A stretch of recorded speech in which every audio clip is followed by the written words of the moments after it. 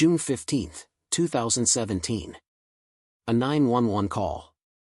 Then silence. A mother and son lie dead on a farmhouse floor. The killer? Their own family member. This is the story of a family that played music together, prayed together, and ultimately destroyed each other. What happens when protection becomes a prison? When faith becomes control? When love turns into something unrecognizable? This is the Stockdale family tragedy. Beach City, Ohio. A quiet farming community where everyone knows everyone. Or so they thought.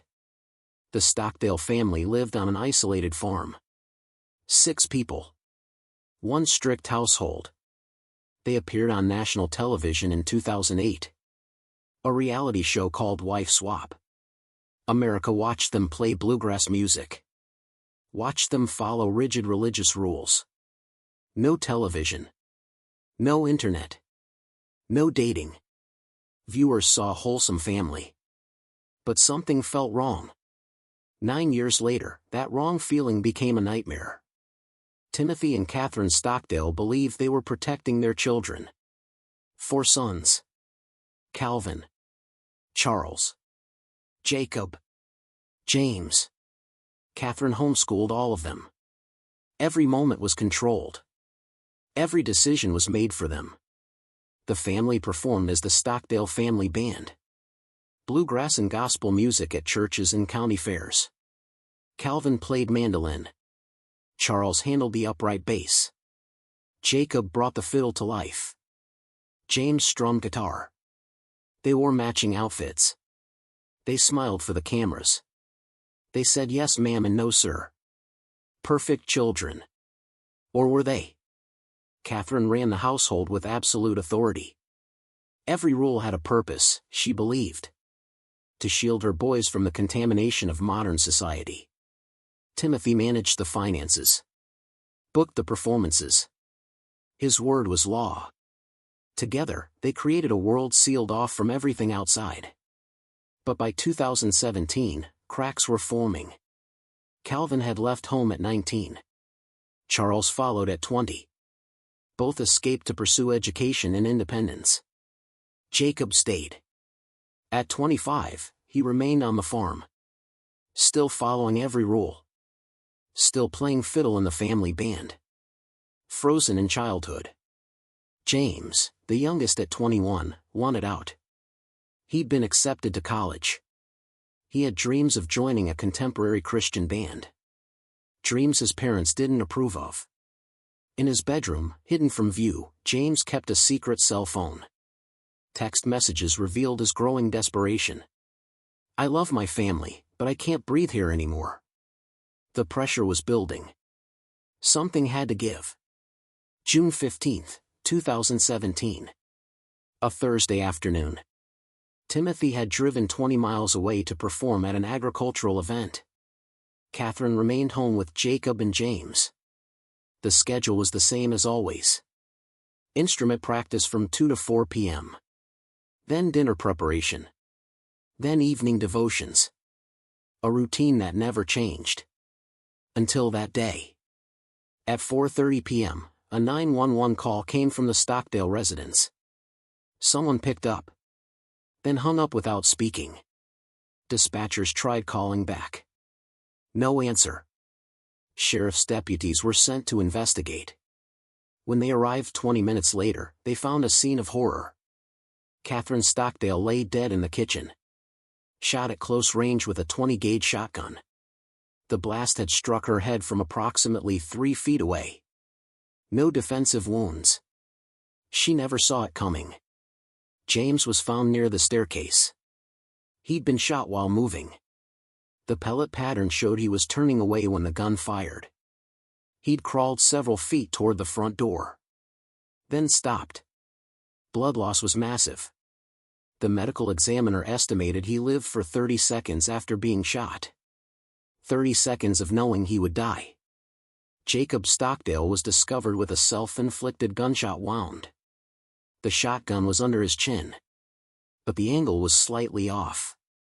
The blast went through his jaw and skull. It missed the brainstem. He was conscious. Bleeding profusely. But alive. Detectives processed every inch of the farmhouse. Shell casings from 2 locations. Blood spatter analysis confirmed Catherine died first. The shotgun belonged to Timothy. Kept for farm use. Loaded in case of coyotes. Stored unlocked in the mudroom. Accessible to everyone. No signs of forced entry. No struggle before the shootings. No evidence of anyone else being present. Detective Mark Patterson noted something unusual in his report. The scene was remarkably contained. 1 overturned chair in the kitchen. Nothing else disturbed. No prolonged confrontation. The shooter knew exactly what he intended to do. And acted quickly. Timothy's alibi was airtight. Multiple witnesses placed him at the agricultural event. Cell phone records confirmed his location. Security footage showed him loading equipment at 3:45 p.m. 25 minutes before the 911 call. When detectives reached him by phone, his shock seemed genuine. He kept asking how this could have happened. Insisting Jacob would never hurt anyone. But Timothy didn't know everything. Jacob was the only suspect. But understanding why became the investigation's focus. Detectives searched the entire house. No suicide note. No journal expressing violent thoughts. No internet history to examine. The Stockdales didn't have internet. The family computer contained only homeschooling materials and music notation. Nothing relevant. But they found something else. Hidden beneath James's mattress were letters. Handwritten drafts addressed to his parents. One dated June 10th read, "I know you think college will corrupt me, but I need to find my own way to serve God. Please understand, this isn't rejection of everything you taught me. It's trying to become who God wants me to be." Church members provided additional context. Jacob had recently asked about apartment rentals. About how to apply for jobs. About what it was like to live independently. Robert Chen, who ran a local music store, remembered something. 2 weeks before the murders, Jacob came in alone. Unusual, because his father usually accompanied him. He asked about guitar lessons. Said he wanted to learn something besides fiddle. When Chen offered to set it up, Jacob got scared. And left. It was like he'd been caught doing something forbidden. Sarah Henderson from their church recalled another incident from 2015. She asked Jacob about his favorite television show. Forgetting the family didn't watch TV. Jacob looked panicked. Like she'd asked him to commit a crime. He kept repeating, "We don't do that." Until Catherine came over and changed the subject. The picture was becoming clearer.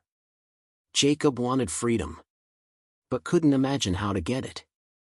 Jacob survived surgery. But remained unable to speak for weeks. The gunshot had destroyed part of his jaw. As he recovered, psychiatric evaluations began. Dr. Rebecca Foster was appointed by the court.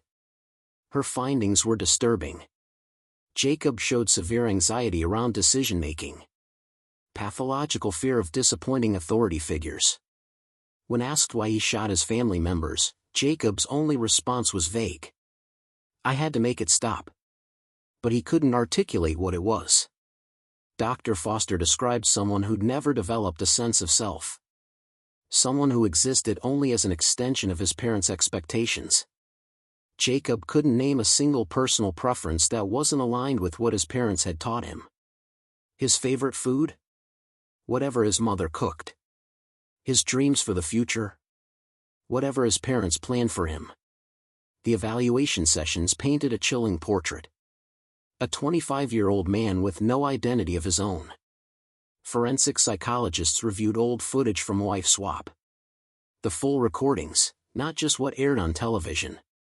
Production assistant Michelle Harper provided a statement. "Most kids on reality shows are excited about cameras. Want to show off a little." The Stockdale boys were different. They only spoke when directly asked questions. Even then, they'd look at their parents first. It was like watching robots programmed to give specific responses. Calvin and Charles, the brothers who'd escaped, came forward. Their testimonies were crucial. Calvin described the guilt he still carried for pursuing his own path. His parents made him feel like he was betraying not just them, but God. Charles said their mother cried for 3 days when he announced he wanted college. Their father told him he was choosing the world over God. They made me feel like I was destroying the family, Charles testified. I almost stayed because of the guilt. But I knew if I didn't leave then, I never would. Financial records revealed another pressure point. The family was 3 months behind on their mortgage. The band's income had collapsed. $30,000 annually in 2010. Down to less than $8,000 in 2016. Timothy had been exploring selling the farm. Catherine resisted. She viewed it as their sanctuary from the corrupting world. Meanwhile, Timothy was pressuring Jacob and James to contribute more financially, but refused to let them pursue work that might take them away from the family ministry. The trap was closing. Multiple competency hearings were held between 2018 and 2021. Psychiatric experts disagreed about whether Jacob understood the charges. His attorneys argued for an insanity defense, citing the extreme isolation and control he'd experienced. The legal proceedings were complicated. Jacob couldn't assist in his own defense. During early hearings, he simply agreed with whatever was said, whether it came from prosecutors or his own attorneys. Dr. Amanda Richards testified for the defense. Jacob has no framework for independent thought. He spent 25 years being told what to think, what to feel, what to want. Asking him to suddenly participate in adversarial proceedings is like asking someone who's never seen water to swim. But in December 2021, something changed. Jacob decided to plead guilty. 2 counts of murder. He accepted a sentence of 30 years to life, avoiding a trial that might result in the death penalty. During the plea hearing, he spoke briefly, his voice barely above a whisper. I wish I could take back what I've done. I love my mother and brother. I don't understand what happened to me that day. Prosecutor Dennis Barr called it one of his most difficult cases. Not because of any question about guilt, but because the motive remains so opaque. Usually in a murder case, you can point to something, he said. Money, anger, jealousy, something. Here, it seems like 25 years of pressure just exploded in 14 minutes of violence. Jacob Stockdale is serving his sentence at Richland Correctional Institution. He'll be eligible for parole after 30 years. When he's 55 years old. Prison records indicate he participates in therapy. He's taken up drawing, an interest his mother never knew he had, because he'd never been allowed to explore it. He doesn't play music anymore. Guards report he's a model prisoner, following every rule without question. The same pattern that defined his life before June 15, 2017. Timothy Stockdale never returned to the farm. He sold the property, moved away from Ohio. He declined all interview requests. His only public statement was brief, asking for privacy and prayers. The Stockdale family band's instruments were quietly auctioned, their recordings removed from church websites. A legacy erased. Calvin and Charles established a memorial fund in their mother and youngest brother's names, directing money toward mental health services, specifically for young adults from restrictive religious backgrounds. In a 2022 statement, Charles said, "Our parents loved us in the only way they knew how. But love without freedom becomes a prison. And faith without questions becomes dangerous. We're trying to honor our mother and James by helping other families find balance before it's too late." Why did Jacob snap on that specific day? Was it James's upcoming departure to college? Was it financial pressure? Was it simply 25 years of control reaching a breaking point?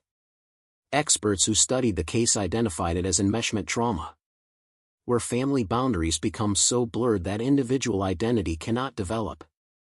Dr. Sarachin, a forensic psychologist, wrote, "When every thought, every desire, every moment of a person's life is subject to external control, the pressure builds like steam in a sealed container.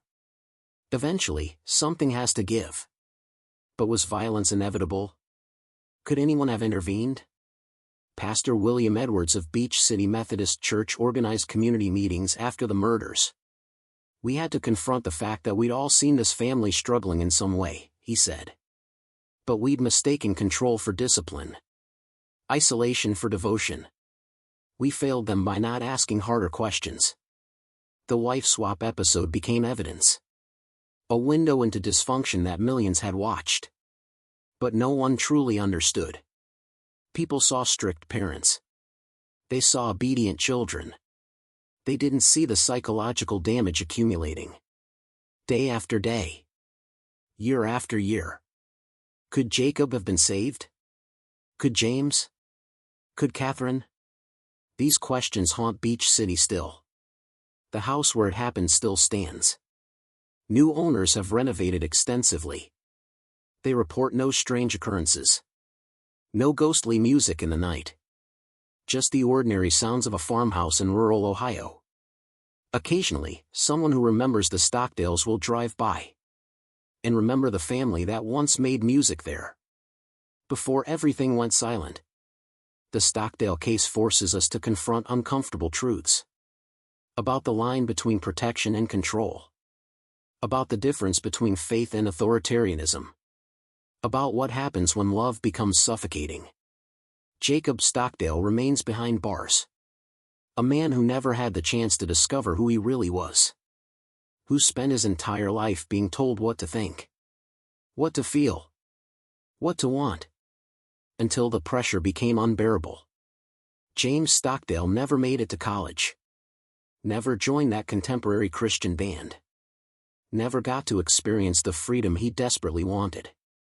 Catherine Stockdale believed she was protecting her children. Shielding them from a dangerous world. She died never knowing that the real danger was inside her own home. The Stockdale family tragedy isn't just about one violent afternoon. It's about decades of invisible wounds. Accumulating in silence. Until silence became impossible. It's a reminder that control, even when motivated by love, can destroy. That protection, when taken to extremes, becomes imprisonment. That faith, without the freedom to question, can break the human spirit. In the end, the Stockdale family wanted to preserve something pure. Instead, they lost everything. The music stopped. The family shattered.